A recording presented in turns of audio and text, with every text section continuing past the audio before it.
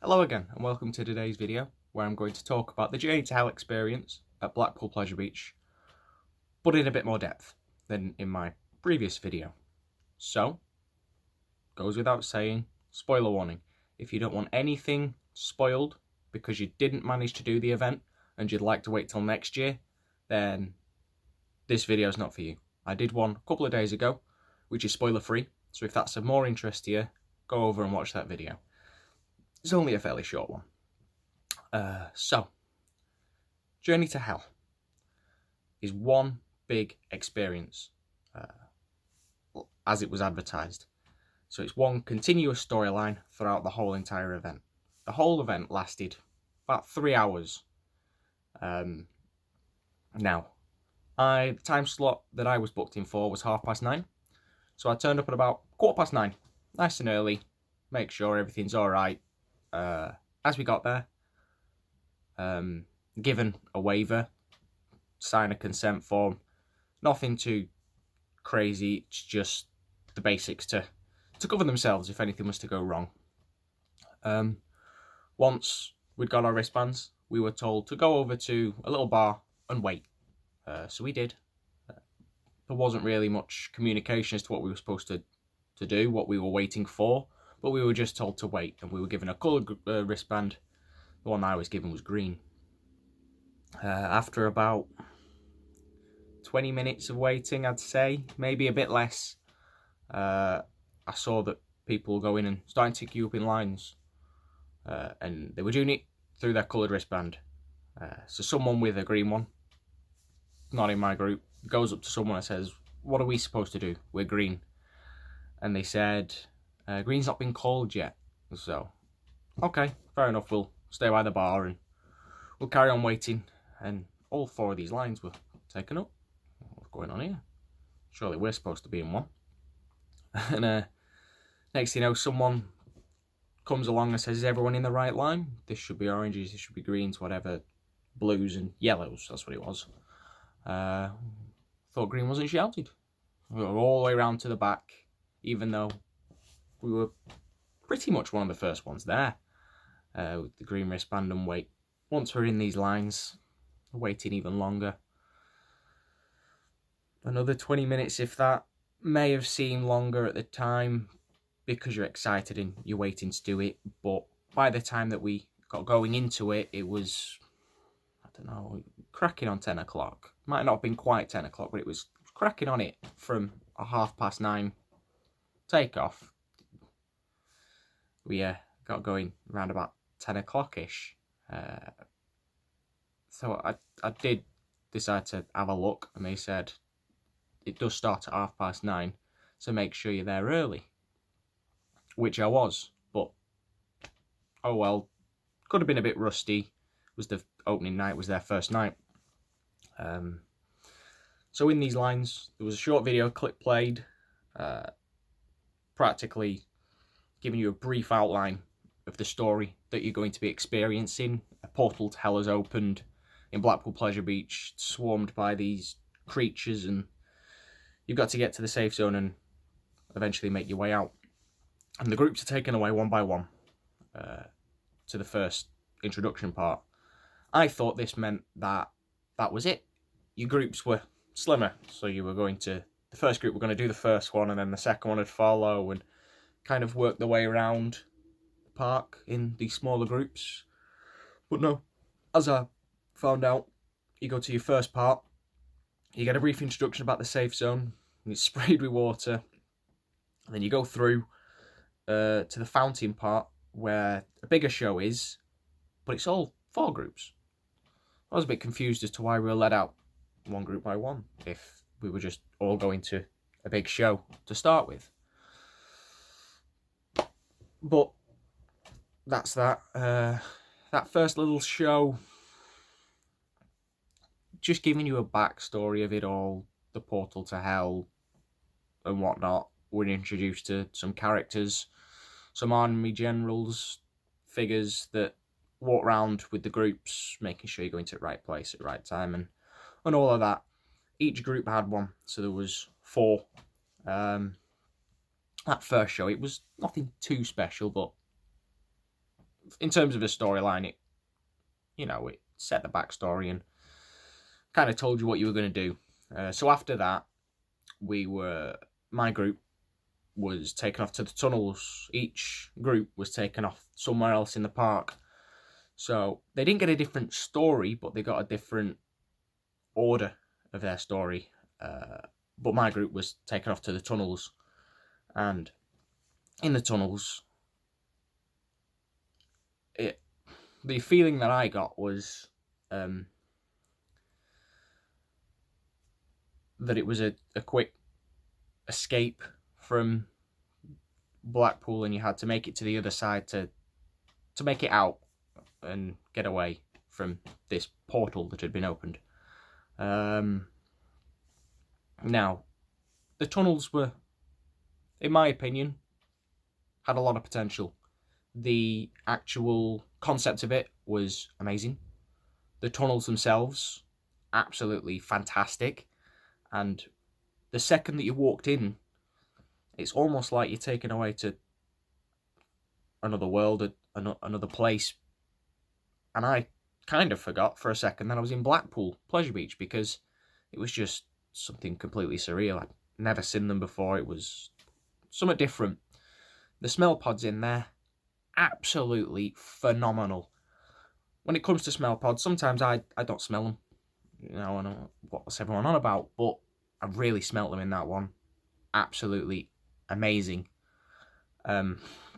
Acting quality was fantastic in the tunnels. Couldn't knock them whatsoever. It was great. Big long stretch of tunnels, quite dark at the end, and figures there, so it's not just these jump scares. You're kind of immersed into an actual horror film. It was like a scene from an actual horror film. You think you're in a dark tunnel, figure at the end, you can't quite see them. Fantastic. Absolutely fantastic. I loved it. My only real gripe with the tunnels was I wasn't really scared. I don't get scared in the scare mazes anyway, but people didn't jump and scream as what you'd expect.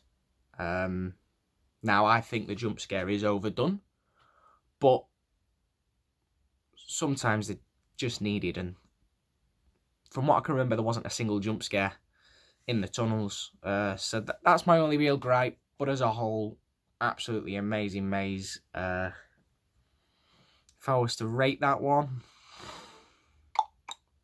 I'd say 7 out of 10. Not perfect by any means, but as a package, it was a good scare maze. Once we come out of the tunnels, you come out at the river caves. We come out and there's that big slope up to Infusion and Planet Rock. We waited on this slope for all the groups that was in our group to come out. Now, it was about 10 minutes, I'd say, waiting. Could have been longer. I'm not sure, because whilst we were waiting, there was a couple of actors walking around trying to keep people entertained, but because the group was that big, you had periods where we just stood there waiting. There was no interaction. I think that's down to the group size. And there's 2 ways I think that could be resolved. Make the group a bit smaller, so you got less time waiting for people to get around, or try and introduce something else going up this ramp, or as you come out you go up the ramp and there's something there before you go into Planet Rock. That's just a couple of ideas. I don't know where they could go with that, but I think something needs to be there if you're going to wait for all of your group to come out. Now, once we were all out, we were led up there to Planet Rock, where there was a little show. I enjoyed the show. Very, very good. I think the ideas that were implemented in it were very effective. So as you go in, you crawl through this jungle bit that's all surrounded. You get up and you go into a lab where you're all told to sit down or stand up around, and loads of actors at the front, and there's a professor character. And once the show starts, you're shown a brace position, a breech position, one or the other, I can't quite remember, which is essentially, if you sat down, you put your hands behind your head and head in between your legs, and you close your eyes. If you stood up, you turn around, hands over your head against the wall, and close your eyes. So the show starts. It's essentially, how this professor has been exploiting this portal, trying to enhance humans in another way. And he's gone. He's not there because he's become something else. And it's his apprentice that's giving this show and talking us through it all. With number of audio clips are played to us and whatnot, and next thing you know, breach position shouted, so we all get into the breach position because the professor's back. He's something else. And the actors essentially go around, touch your fingers, blow in your ear, and try to do that sort of stuff, stomping in front of you, trying to make you jump. And once it's safe, we're all up, and there was this box crate thing in the middle, and poof, something pops out of that, big jump scare, and that's it. You're out, you're gone. That's the show over. Alright. As much as I enjoyed the show, I can understand why some people wouldn't. I think what made it more enjoyable for me was my brother. He was right next to the crate. He jumped at every little thing. Whenever an actor touched him or below on him, he was, ah! And it just made it for me. It was brilliant. So, the show, my experience would be 7.5 out of 10, but I'd understand if you didn't enjoy it and you were to give it a 4 out of 10. I completely understand that, but it was made a bit better for me. It was quite funny. So as you come out of that, we're led up to where that ramp is again, and you've got that stretch there. It's pitch black, and a quad bike comes up and revs at you. Next thing you know, you're led down, left, and then right as to if you're going towards Avalanche, where you stopped because there's someone on the floor. Army Sergeant, whatever character he is, goes over to check on them, and it turns out to be a group of these monsters, these things, and he runs off, and they all surround the group and whatnot, and they pick out certain characters to get a bag over their head. I was one of these people who got a bag over their head, so I didn't see much in the next part because I had a bag. But we're led round. I couldn't tell you where. I couldn't see a thing. But it seemed like one big scare zone. People screaming. We were in a line walking through wherever we were walking. My brother kept screaming, so I can guess that there was loads of different actors at this point going through it. I got my bag off and we were outside Icon at that point. So whatever's the quickest way from Avalanche to Icon, I'm sure we went that way. And we're all given blindfolds. I had a suspicion that it'd be a blindfolded one. But we're led down and onto Icon, and it was moving very smoothly. One cart had come off, the next cart had come on. So there was no waiting for that whatsoever. It was on, doof, off. And it was running quite smoothly for my group. I am aware that the other groups on that opening night didn't have a great experience with Icon, and I understand if that affected your experience, because it is kind of gutting. It was advertised as you're going to ride Icon away, you've never ridden it before. Completely understand, but at the same time, I understand that technical difficulties do happen, and they did react. They did open the planes. The Red Arrows ones did the same thing on that, I believe. Not the same as Icon. Icon's a fantastic coaster. Now, Icon, you sat down, blindfold on, and off you go. I was in the back row, and oh my god, wow.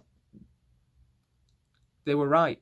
I thought it's a bit simplistic, blindfolded in it. I thought they could do a bit more with it, but no.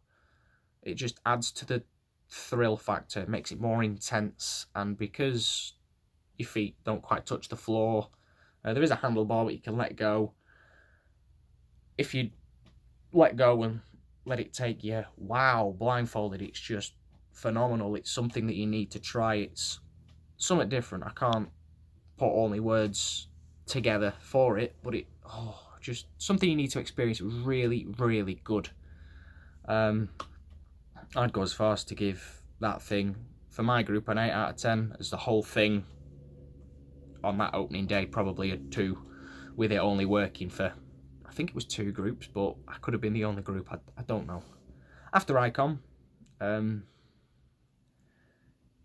we weren't waiting for the rest of the group. We were told to go a certain direction, which was a little bit obscure, as to a couple of people didn't know where they were supposed to be going. Luckily, I've been to Pleasure Neach loads of times. I'm kind of local, so I knew where they wanted us to go because it was the Chinese scare maze, and I knew where that was.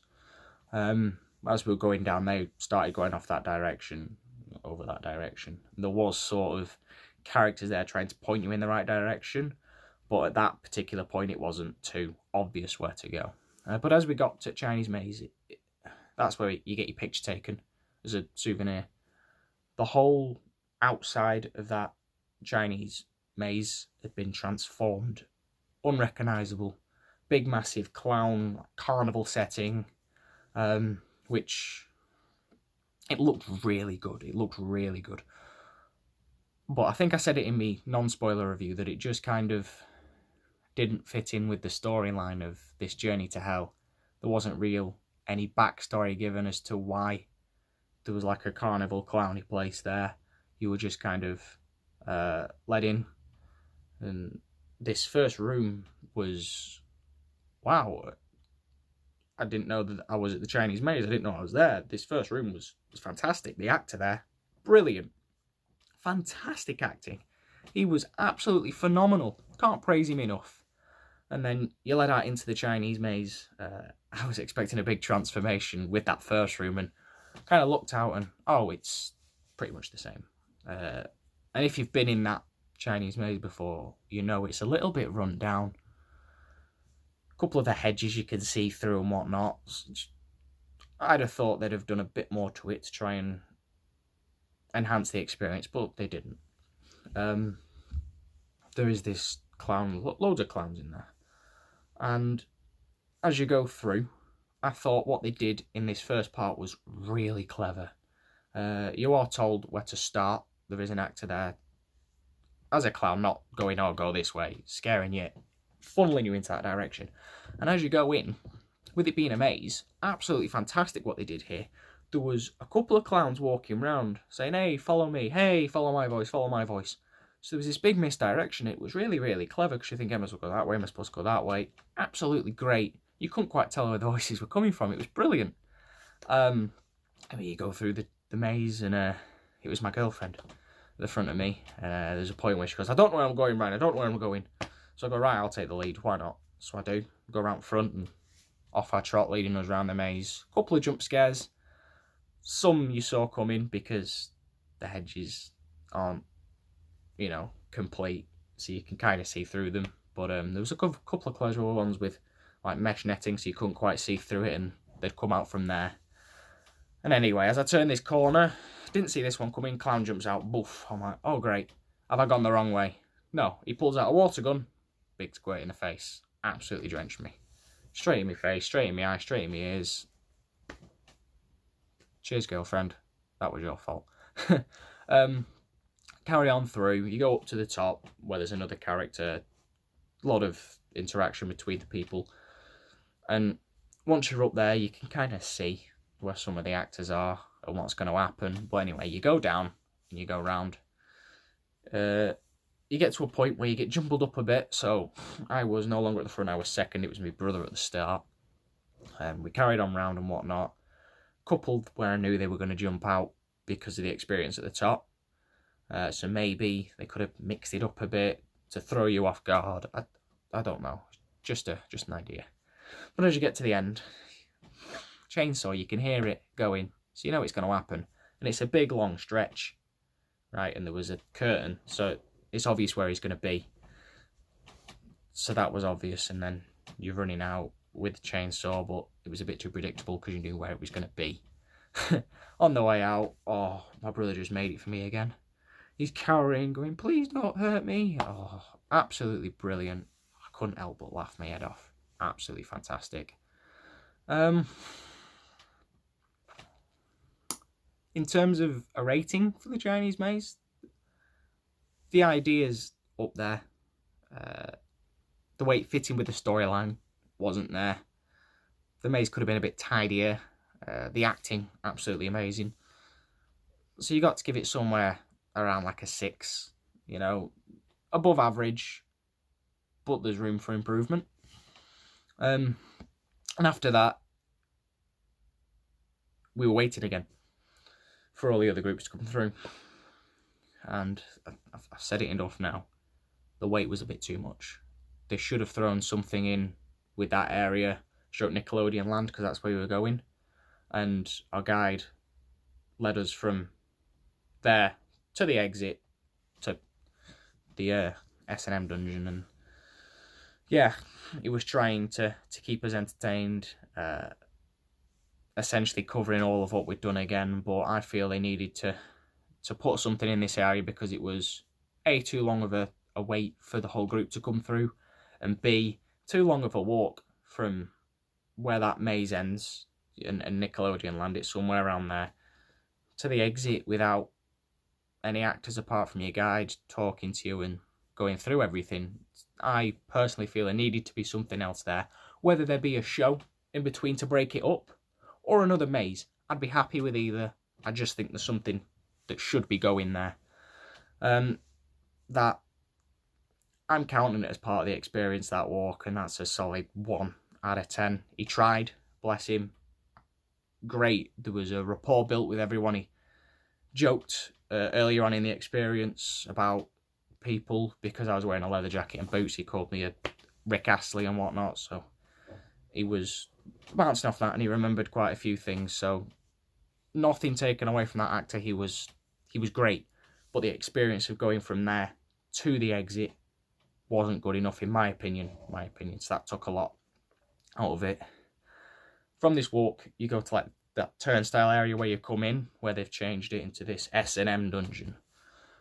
Wasn't that? It was a couple of people dressed up in raunchy outfits with whips. There was a very, very cool thing there. There was people on stilts dressed as like these big demons. That I liked. I think they should and could have done a maze around that, but nope. A couple of raunchy people in raunchy outfits, that's all that was.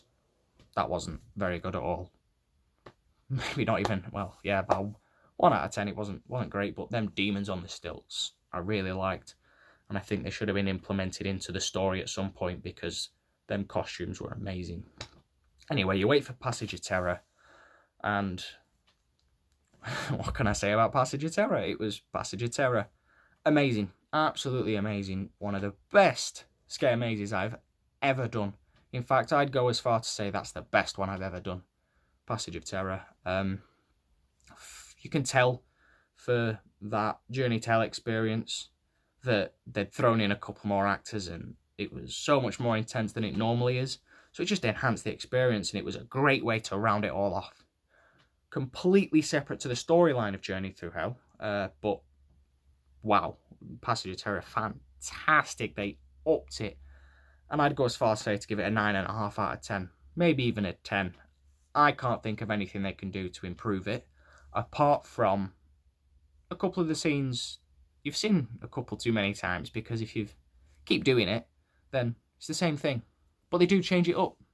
But there are some staples in there, so you just know what's going to happen at them points if you've done it before and know what's going to happen. But I'm not going to let that take anything away from it. It was amazing. Always is. Come out into the bar and it's open. You've got a DJ playing, you've got the bar, whatnot. Fantastic. And that stayed open till early hours in the morning. I don't know what time. So that was my experience with the Freak Nights Journey to Hell at Blackpool Pleasure Beach. For its first year running, it was good. It was good. Could have been better, as you know, from what I've spoken about. But from some feedback that I've heard, they improved it for the remaining nights. I don't know whether that lasted right through till closing night, but I heard there was a lot less waiting around. The group sizes were smaller, and people just had a better experience in general. which I'm absolutely amazed to hear.